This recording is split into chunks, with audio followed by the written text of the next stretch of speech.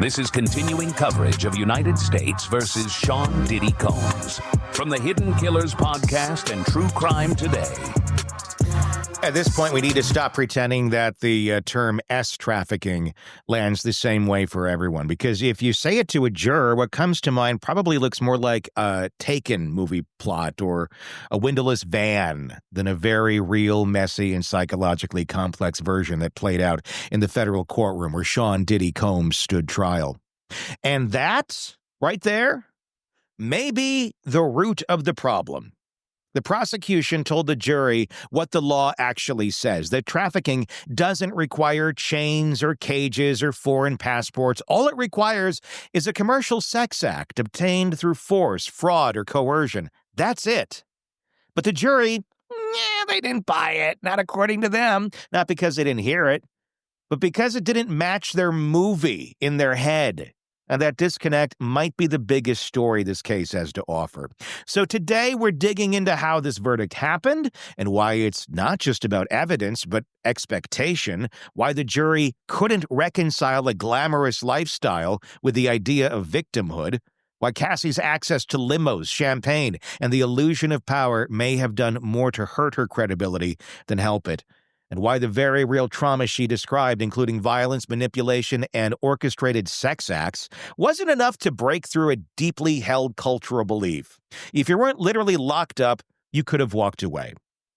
Joining me is defense attorney and former prosecutor Eric Faddis. We're not tiptoeing here. We're going to talk about whether this verdict is a reflection of social backlash to Me Too, whether the prosecution played it too safe by limiting victims, and whether there was quiet fear, even intimidation, shaping the jury's subconscious in the background. We even go there. Was this whole case designed to fail? Was it about justice? About making it look like justice was being served without exposing who else might fall if the case really was cracked wide open? So I asked Eric, is this what happens when celebrity nostalgia, fear of retaliation, and public skepticism all collide inside a jury box? And more importantly, where does that leave the people still waiting to be believed? 100%. Trafficking in the legal context might be different than trafficking folks have seen, in the news and in movies and things like that. Like you said, it's not a bunch of people, bound with chains and they're sex slaves in a cage for years of their life. That's not what the legal definition requires. All the legal definition requires in this case was that there be some commercial sex act by force, fraud, or coercion.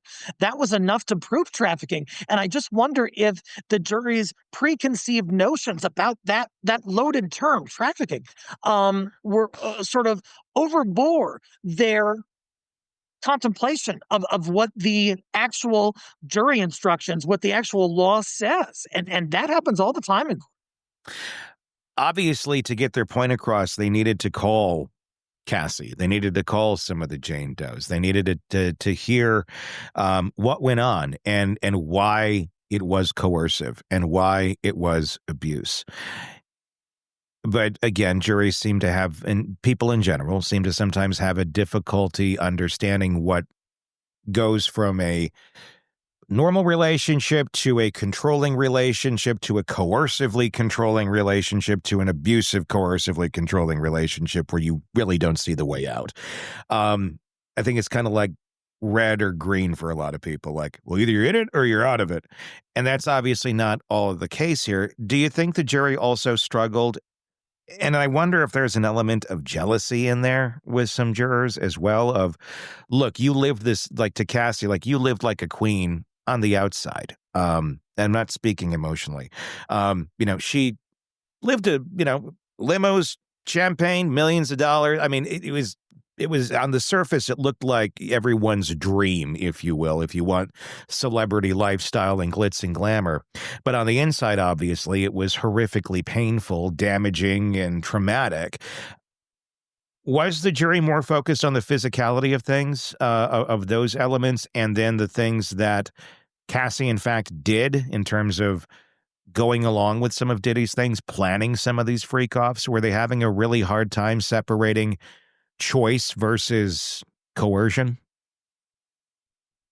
Totally. So I think in this trial there's a lot of nuance, right? So like, uh, um, there could be dozens of consensual romantic encounters, but all it takes is one non-consensual one, technically, to convict somebody of sex trafficking, so long as the other elements are met. I think the jury kind of conflated all of that and sort of looked at this holistically, and also, maybe there was an expectation that the alleged victim had to be, a meek little mouse and had to go into hiding and had to, not have money and not have a public life. And perhaps the jury saw the opposite of that and said, "Hey, that doesn't square with my expectation. There's some cognitive dissonance there." And did that sort of translate into doubt? Perhaps it did. Is this a reckoning to a certain extent as well, where the pendulum is swinging back? And I'm not saying this is right. I'm just saying, is this a pendulum swinging back now, and the world or the public saying, you have your own agency too? Yes, we know things were bad. It sounds horrible. No one would want that for you, but you weren't literally chained up in a corner and you couldn't get out. You could have left. There are options that you could have taken. Yes, it would have been scary. Yes, it would have not been the best thing for anybody, but there were physical ways for you to leave compared to many others who are truly not in that sort of a situation. And you're saying you couldn't get out of this or get out of this. Is this kind of a referendum on that, saying take more agency? And yes, you are an abuse victim, but take more agency, because you can't just come back years later and go, this is a really, really horrible guy, when you chose for years to stay with him and keep getting all the perks while enduring the abuse. I can't help but wonder if, like you said, Tony, this is in part a function of that pendulum swinging. So we started with the Me Too movement, 2015, 16 or so. And, at that point, we were saying, hey, let's believe all women and really any kind of accuser within that context. And then over time, I think there was kind of some blowback from that. And the pendulum swung a little bit in the middle. And I think when this trial hit, this Diddy trial, I think that's the point at which the pendulum had really gone to the other side. Yeah. And there are these social pressures and understandings kind of saying, hey, we're looking at this differently now. You had some choices in their opinion and didn't take those choices. Yeah, it's it's a statement. I think that it's fair to put out there to a certain extent, because we went to believe everyone, no matter what. Don't even question that there's another side, which I thought was incredibly unhealthy and insane, because people make shit up. And then we went to, okay, you're right, people make shit up. We got to be, make sure, vet this. And now I feel like with this one, it's like he's on video stomping on her head, and it's still not enough. So it's like, over here, way over here. We have a very hard time staying here in the reality of life, in the middle, where things can be reasonably thought out.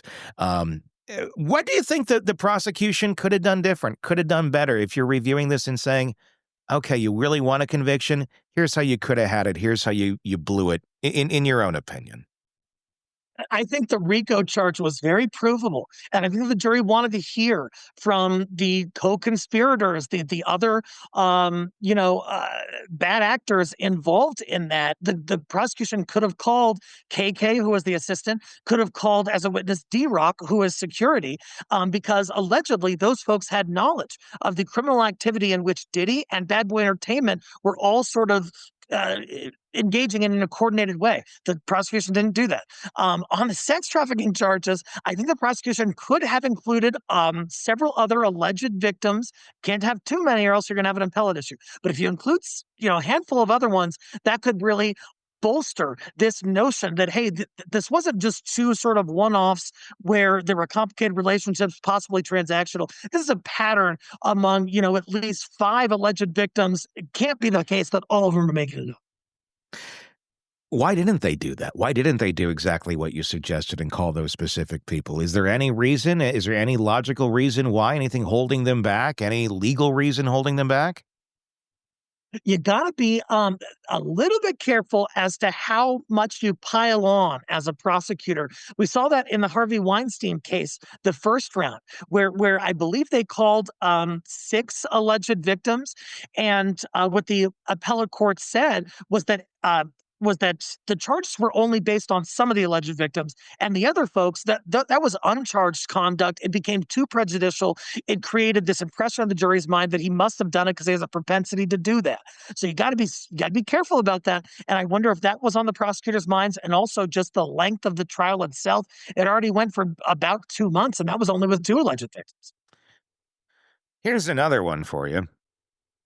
Or was this all, I mean, I'm not a conspiracy theorist, but, on things like this and Epstein, there was so much buzz that there was so many big people that were going to go down on this.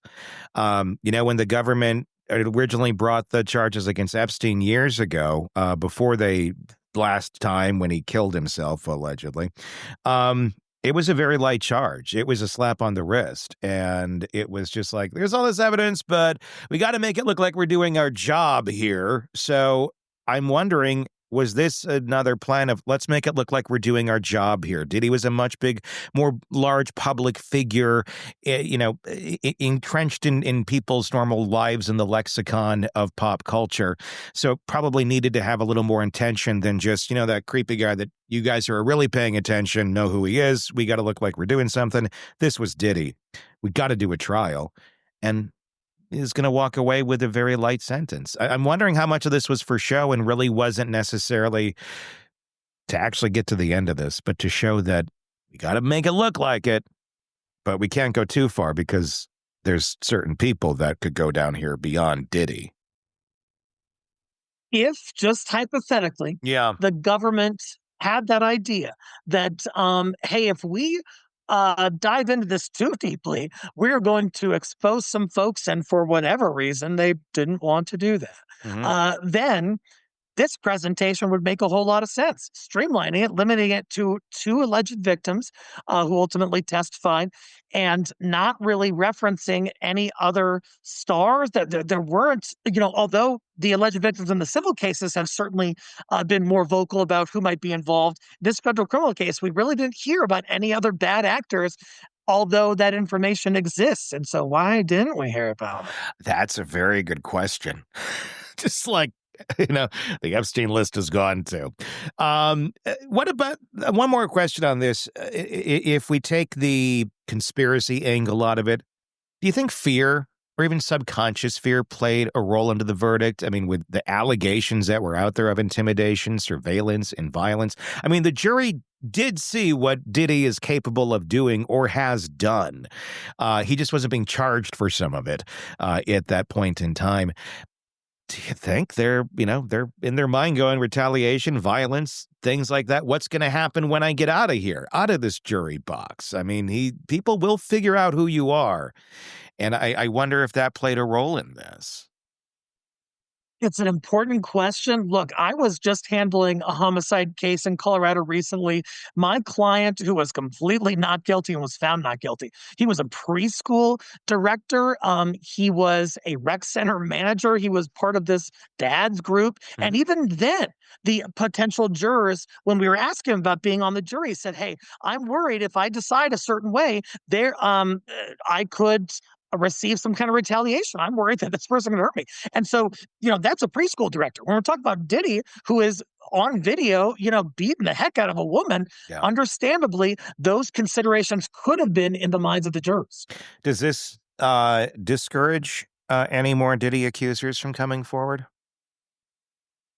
I think it does, rightly or wrongly. I think that really the momentum has shifted a little bit. I think folks are realizing, hey, it's kind of hard to prove something at a trial. You can have a really good case on paper, but I just wonder if this is going to have a deterrent effect on alleged victims coming forward, and that would be an absolute shame, especially for the folks who were truly victimized and will never receive justice. So if you're wondering why a video of Diddy stomping on Cassie wasn't enough, why the jury heard days of testimony and coercion and trauma and still said, yeah, but you're not alone.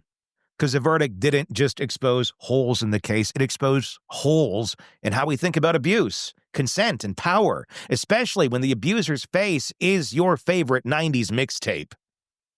Eric laid it out clearly. The prosecution met the legal bar. The law doesn't require a dungeon. It doesn't require chains. It required coercion, and we heard it. But jurors were ready for the kind of coercion that wears diamond watches and smiles for a camera. That was something they were not prepared for. They wanted something more dramatic, more obvious. And when they didn't get it, they hesitated. What the case shows us in the harshest possible light is that if abuse doesn't look like the worst case scenario, many people just don't see it at all, especially when the victim appears to have agency, especially when she went back, especially when she wasn't weeping on the witness stand. We've somehow decided that if you endure the abuse with any measure of dignity, you must not really be a victim. And let's not ignore the celebrity factor. Diddy wasn't just on trial. His entire cultural legacy was. And whether jurors realized it or not, they were deciding more than guilt. They were deciding whether they were ready to believe that the man who made the soundtrack of their youth could be capable of these sort of monstrous things, and apparently they weren't. The victim wasn't just a courtroom decision, or the verdict wasn't just a courtroom decision. It was a cultural pulse check. It told us that the Me Too pendulum is swinging hard in the other direction, and survivors who didn't fit a very specific mold are going to pay the price. That's not a justice issue, that's a belief system issue.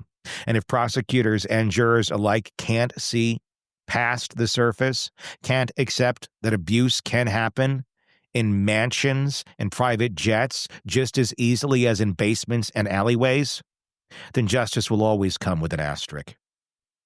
So if we're left with a pretrial, or a partial rather, conviction, an open wound, and a whole lot of questions still hanging in the air, that's what we have.